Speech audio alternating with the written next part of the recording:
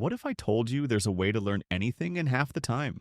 Today, I'm sharing the study techniques they don't teach in school. Before we dive in, smash that like button if you're tired of wasting hours studying with little to show for it, and subscribe for more game-changing tips that school never taught you. Now let's get into the good stuff.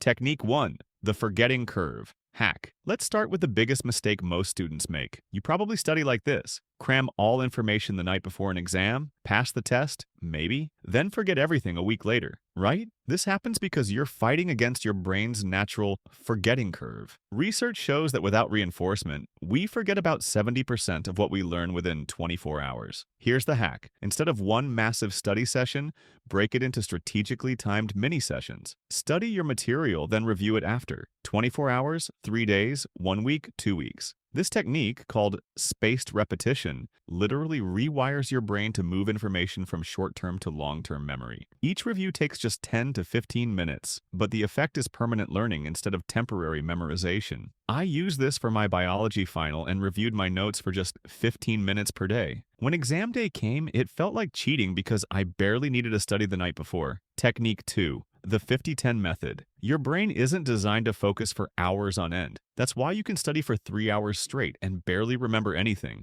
Enter the 50-10 method. Study with complete focus for 50 minutes, then take a 10-minute break. Not 49 minutes. Not 51 minutes. Exactly 50 minutes of pure, uninterrupted focus. Why? Because research shows that our brains operate in ultradian cycles, periods of high focus followed by natural dips. By working with these cycles instead of against them, you can maintain peak concentration. During your 10-minute break, don't check social media. Instead, get up, stretch, drink water, or look out the window. This resets your brain for the next focus period. I tested this against my old 3-hour marathon sessions, and the difference was shocking. With the 50-10 method, I mastered complex calculus problems that used to take me days to understand. Technique 3. Active recall, the study method with 400% better results. Here's a mind-blowing fact. Reading your notes over and over is the worst way to study, yet that's what most students do. Instead, use active recall. Close your books and ask yourself questions about what you just learned. Force your brain to pull the information from memory. Here's how.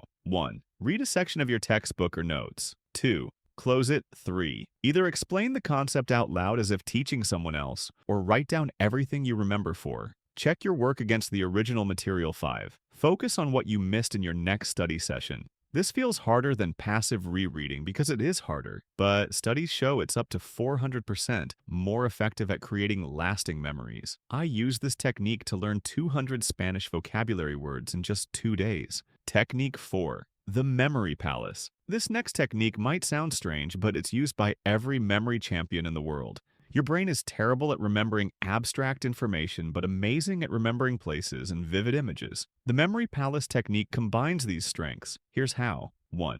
Visualize a familiar place, your home, school, etc. 2. Convert information into bizarre, memorable images. 3. Place these images at specific locations in your mental palace. 4. To recall, simply walk through your palace and see the information. The weirder and more ridiculous your images, the better you'll remember them. Technique 5. The Feynman Technique. Named after Nobel Prize-winning physicist Richard Feynman, this technique is simple but powerful. To use it, 1. Take a piece of paper. 2. Write the concept you're trying to learn at the top. 3. Explain it in your own words as if teaching a 12-year-old. 4. Identify gaps in your explanation. 5. Go back to your source material to fill those gaps. 6. Repeat until you can explain it simply. If you can't explain something simply, you don't truly understand it. This technique forces you to confront what you don't know instead of fooling yourself into thinking you get it.